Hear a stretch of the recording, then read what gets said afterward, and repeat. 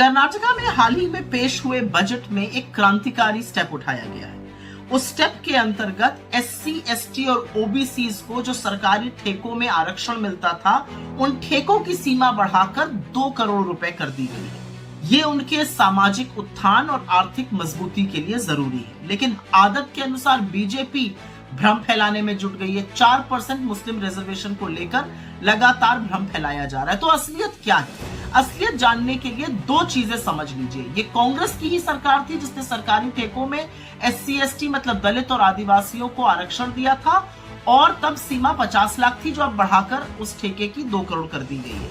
ये कांग्रेस की ही सरकार थी जिसने सरकारी ठेकों में ओबीसी कोटा भी लागू किया था। और अब जो बजट आया है उसमें और भी क्रांतिकारी काम किए गए हैं, और बजट के बाद दलितों को, एससी को जो रिजर्वेशन मिलता है सरकारी ठेकों में वो 17.15% मिलेगा। एसटी ट्राइबल रिजर्वेशन 6.95% रहेगा सरकारी ठेकों में। कैटेगरी 1 के तहत 4% आरक्षण मिलेगा, जिससे कि करीब 95 जातियों का फायदा होगा। और कैटेगरी 2A में 15% आरक्षण मिलेगा, जिसके चलते 102 पिछड़ी जातियों का फायदा होगा।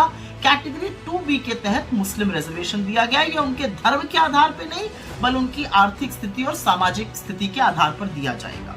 एक बात और समझ लीजिए, मुसलमानों को कर्नाटका में शिक्षा में और उसके साथ ही सरकारी नौकरियों में पहले भी आरक्षण मिलता आया है, क्योंकि उनकी आर्थिक स्थिति और सामाजिक स्थिति बड़ी कमजोर रही है। और ये तब भी मिलता रहा जब बीजेपी की सरकारें थी। 2006, 2008, 2019 उनकी सरकारों में भी आरक्षण मिला और तब चू नहीं करी गई। तो अब बवाल क्यों मचाया जा रहा है?